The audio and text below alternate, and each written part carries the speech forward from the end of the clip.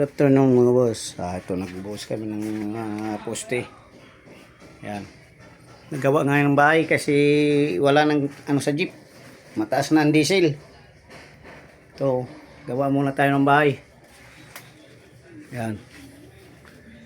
Renovate kami ng bahay. Yan oh. Yan. Ito. Nagbuhos kami ngayon. Dito muna tayo kasi wala nang ano sa mga jeep. Lugi na. Yan.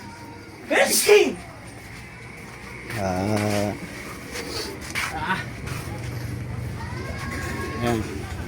Bus. Dito kami sa ano sa Pedroil. Kasi sa jeep wala na. Napunta na lang sa diesel. Ang ano natin 140 ang diesel. Kaya dito muna tayo sa paggawa ng bahay. Yan. Yan. Bus. Yan yung mga poste. Yan. Poste oh. Ito yung pangsaig. 24 saig. Ito. Yan.